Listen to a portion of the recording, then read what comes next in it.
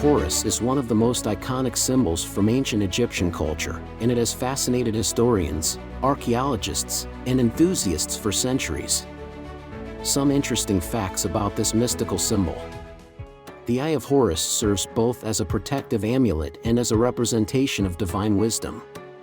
The Eye of Horus is also called the Wedjat, meaning whole or healthy. In ancient Egyptian mathematics, the parts of the Eye of Horus were used to represent fractions. The entire eye symbolizes the number 1, while individual parts of the eye represent fractions like 1/2, 1/4, 1/8, etc.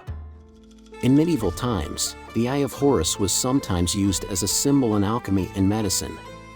It is also thought to have been the inspiration for the RX symbol used in modern pharmacies. The Eye of Horus was often used in protective amulets and talismans, not just in ancient Egypt but also in modern spiritual practices. It was sometimes painted on ships for protection against evil spirits, similar to the concept of a Nazar or evil eye in other cultures.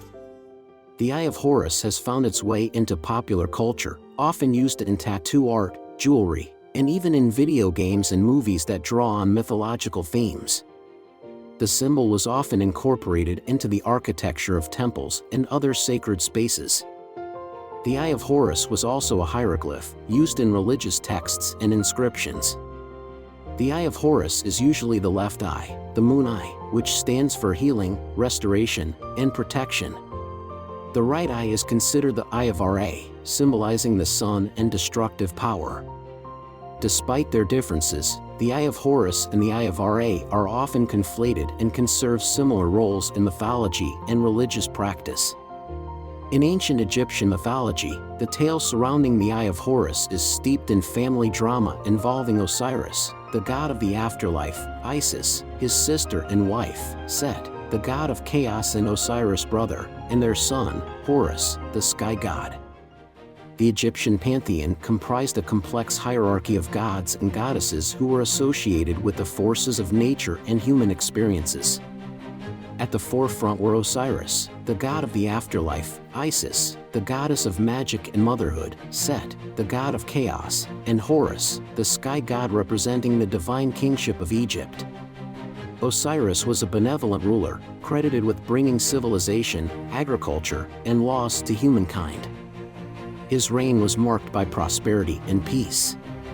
However, his wisdom and kindness evoked jealousy and rivalry in his brother Set, a god associated with chaos, desert storms, and violence. Osiris was married to his sister, Isis, a union that was more than a marital bond, it was a divine partnership.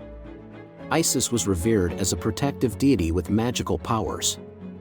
Her wisdom and support were integral to Osiris' reign, embodying the ideal of marital harmony and collaboration.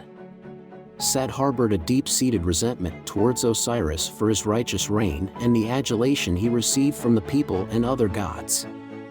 The bitterness morphed into a dark, vicious conspiracy to overthrow Osiris. Set meticulously planned an elaborate trick to kill his brother, a plot that involved a beautiful coffin designed to fit only Osiris. Set tricked Osiris into entering a coffin, which he then sealed and threw into the Nile, thereby killing Osiris and usurping his throne.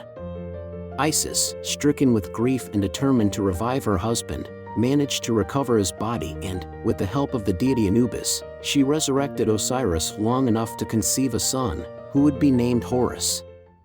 Isis hid Horus in the marshes of the Nile Delta to protect him from the wrath of Set. Raised in hiding, Horus grew with a burning desire to avenge his father's death and reclaim the throne that rightfully belonged to him.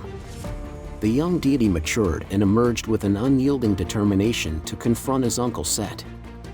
As Horus grew, so did his determination to avenge his father's death and reclaim the throne. When he came of age, he challenged Set for the throne, a challenge that initiated a series of monumental battles, which were as much about personal vengeance as they were about the universal principles of order against chaos, and good versus evil. During these fierce encounters, Set managed to gouge out Horus' left eye in a fierce battle, shattering it into 6 pieces.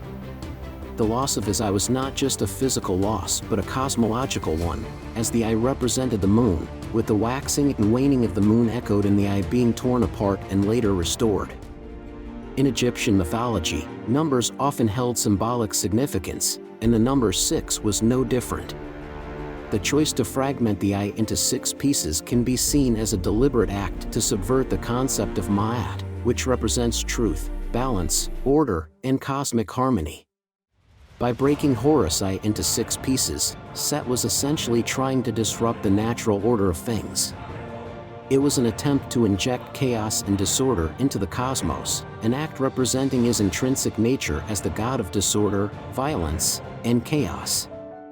Interestingly, the ancient Egyptians used the parts of the Eye of Horus in a kind of protofraction system, where each piece represented a fraction and had a specific anatomical correspondence.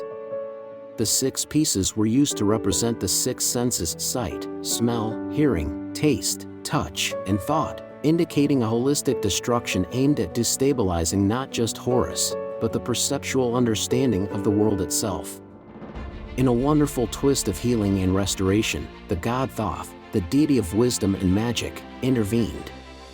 The restoration of the Eye of Horus by the god Thoth is a pivotal moment in ancient Egyptian mythology, symbolizing healing, completeness, and the restoration of cosmic order.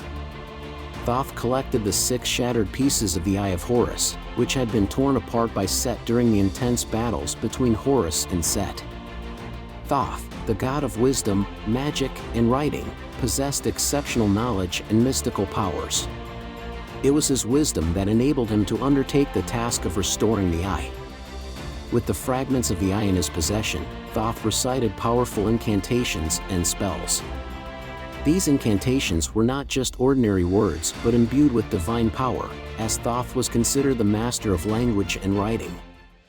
Thoth performed a sacred and intricate ritual, which combined magical spells, ritual gestures, and divine invocations. This ritual symbolized the reintegration of the fragmented aspects of the eye into a harmonious whole. As a divine being, Thoth acted as an intermediary between the mortal and divine realms. He invoked the blessings of other gods and goddesses, seeking their divine assistance in the process of restoration. Thoth reconstructed the Eye of Horus symbolically, aligning each fragment with precision.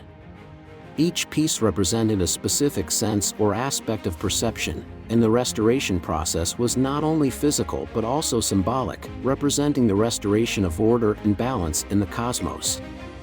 The restored Eye of Horus was closely linked to the moon. The waxing and waning of the moon mirrored the process of the eye's destruction and restoration. As the eye was made whole, it symbolized the fullness of the moon and the return of light and clarity.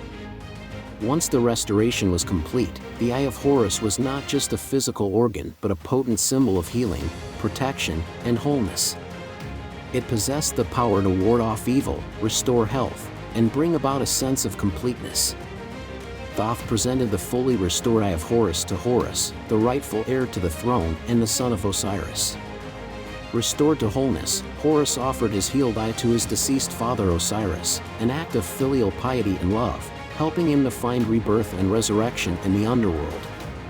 This act imbued the Eye of Horus with powerful restorative and regenerative properties, representing not just physical healing, but a return to wholeness and cosmic order.